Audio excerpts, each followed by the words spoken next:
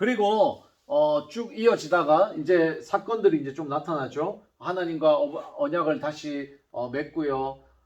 이 여기에서 이제 언약을 맺은 것은 아시다시피 여러분들이 하나님 너에게 자손을 주겠다라고 했는데 하갈을 통하여 하나님의 약속을 그 믿음을 저버리고 하갈과 동침을 하게 돼서 이스마엘을 낳게 되고, 그리고 17장에는 이제 할례의 표식, 처음에 하나님 다시금 나타나서 완전하게 살아라, 믿음으로 의인으로 살아라고 하나님 말씀하시고 난 다음에 할례를 다 받으라고, 8년 만에 할례를 다 받으고 이게 언약의 징표다라고 이야기를 하시고, 18장에는 이제 롯을 위한 기도, 롯이 이제 하나님께 소돔과 고모라를 곧 19장에 심판하시기 때문에 롯을 위한 기도를 아브라함이 하게 되고 살려달라 하게 되고, 결국에는 하나님이 아브라함 때문에 롯을 살려주십니다.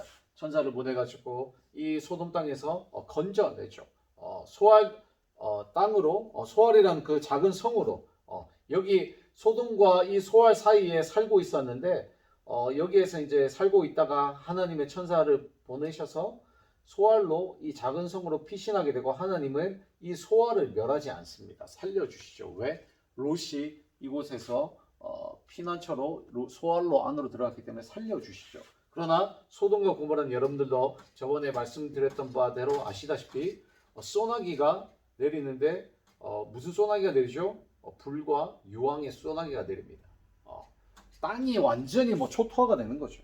그래서 그렇게 됩니다. 그리고 나중에 이제 아브라함이 그랄로 거하게 되죠.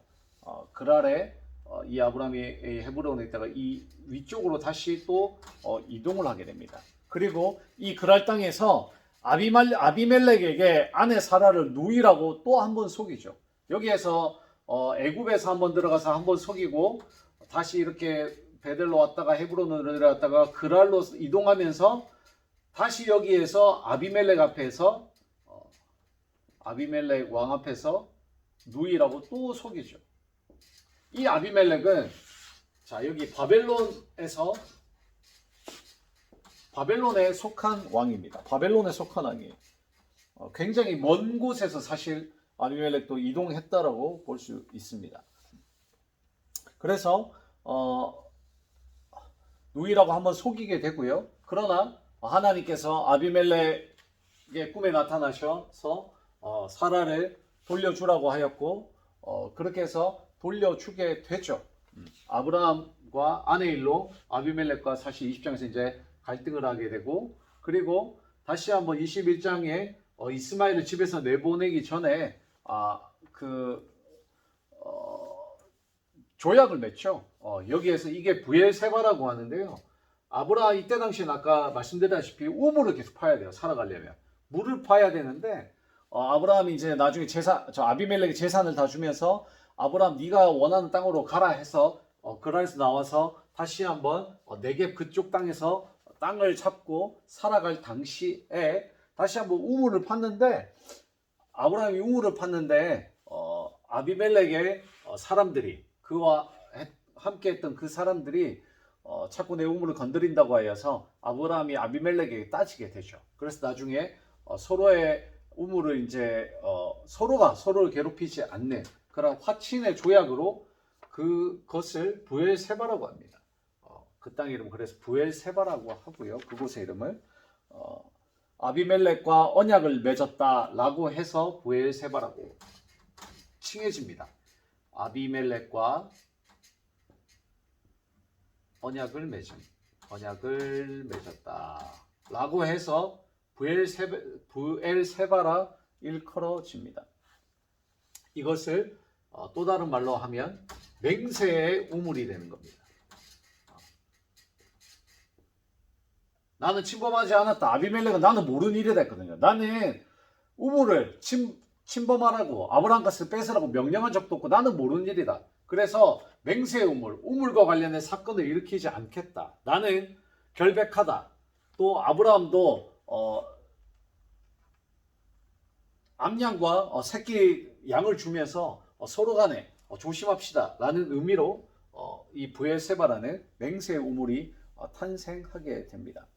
그래서 하나님의 요약을 해보면요, 하나님은 아브라함이 갈대아 우르에 살 때 땅과 자손과 복을 약속하시며 그와 언약을 시작하셨고 하나님께서 세겜에서 내가 이 땅을 내 자손에게 주리라라고 약속하셨으며 롯이 아브라함과 갈라선 후 하나님은 다시 아브라함과 그의 후손에게 땅을 주시겠다고 약속하셨고요. 아브라함이 하나님 앞에 바친 희생제물 사이로 하나님이 지나가셨을 때에 이 언약은 확증되었고 아브라함이 99세 때 하나님은 아브라함의 이름을 아브라함 즉 민족의 아버지로 바꾸시고 당시의 약속을 다시 한번 새롭게 하셨고 언약의 증거로 할례를 행하셨습니다. 명령하셨죠. 그리고 창세기 22장에 모리아 산에서 이삭을 드리는 그 믿음으로 순종으로 언약이 확증되었죠. 무엇 때문에요? 순종으로 언약이 확증되었다. 그래서 아브라함의 언약은 다른 언약의 기초가 되었습니다. 그러므로 이후에 사라의 죽음이 이제 탄생되고 이 헤브론의 막벨라굴 설명드렸죠. 막벨라굴에 장제를 사가지고 햇사람 에브론에게 장제를 사가지고 이 헤브론 근처에 막벨라 굴이 있었습니다. 그래서 아주 사는 지역 근처에 막벨라 굴을 얻어가지고 이렇게 이제 이 지역에 막벨라 굴이 있었다라고 볼 수 있고 이삭의 아내 아브라함 죽기 전에 이삭의 아내를 이삭을 결혼시켜 줘야 되겠다라고 생각이 들어서 아브라함의 종을 시켜서 어디까지 보내죠? 다시 하란까지 이삭의 결혼을 위해 하란으로 보냅니다. 쭉 여기 브엘세바에서부터 여기 하란까지 보내게 되죠. 네겝 땅에서부터 하란까지 가서 찾아오라 그랬는데 여기에서 누구를 찾아오래? 리브가를 찾습니다. 리브가를 찾게 되죠. 그래서 리브가를 여기까지 이제 다시금 데리고 내려오고요. 그래서 어머니가 죽은 것들을 조금 아내를 통하여 위로를 받게 되고 25장에 아브라함이 이제 죽게 되며 에서와 야곱의 탄생이 여기 모든 역사는 그렇습니다. 하나님의 역사는 누군가의 죽음은 또 다른 시작이 됩니다. 누군가가 죽었다. 그러면 시작입니다. 왜 그렇죠? 아담의 계보도 아담의 계보로 쭉 이어졌을 때에 누군가 계속 죽고 탄생되고 탄생되고 노아 때에도 마찬가지입니다. 누군가는 세상의 모든 노아 외에는 다 죽었지만 노아는 살려주셨고 또 노아 이런 계보를 통하여 쭉 또 죽고 이어지고 하다가 아브라함이 또 하나님께서 등장시키셔서 부르시게 되고 그 다음에 또 쭉 이어지게 되고 사라가 나중에 이제 또 죽게 되고 또 사라를 통하여 낳은 이삭이 또 그러니까 죽게 되고 탄생되고 죽게 되고 탄생되고 죽음은 또 다른 시작입니다. 성경에서는 이러한 것들을 여러분들이 잘 이해하시고 성경을 계속 보시다 보면 하나님께서 주시는 은혜들이 날로 새롭게 채워질 줄 믿습니다.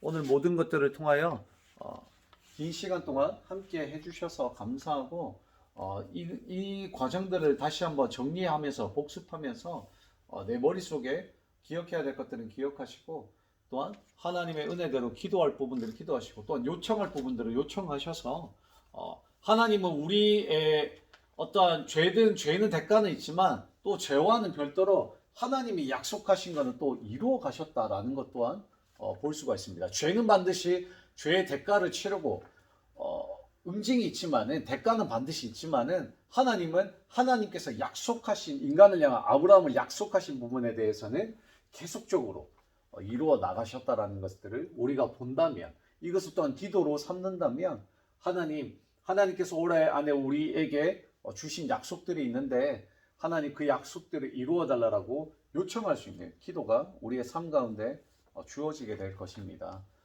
남은 이틀 동안 다시 한번 26장이죠. 26장의 3장까지 잘 읽어주시고 다시 한번 읽어주시고 목요일날 다시 한번 목요일 수요일 목요일이죠. 금요일이겠네요. 금요일 토요일날 26에서 30장을 강의하도록 하겠습니다. 기도하도록 하겠습니다. 하나님 오늘 시간들을 통하여 부족한 주의 종이 잘 전달하였는지 참 의문입니다.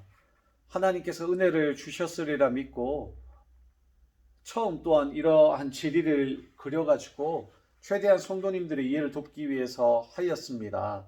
하나님 저 가운데 더욱더 지혜를 주시고 또한 듣는 우리 성도님들에게도 많은 지혜와 명철을 허락하여 주셔서 하나님의 말씀을 아는 것에 지식으로 그치는 것이 아닌 마음으로 깊게 새겨 하나님의 뜻 가운데 하나님이 원하시는 삶을 이루어 나갈 수 있도록 하나님 마음에 합한 자가 될 수 있도록 성령 하나님 도와주시옵소서. 감사드립니다. 살아계신 예수님 이름으로 기도드립니다. 아멘.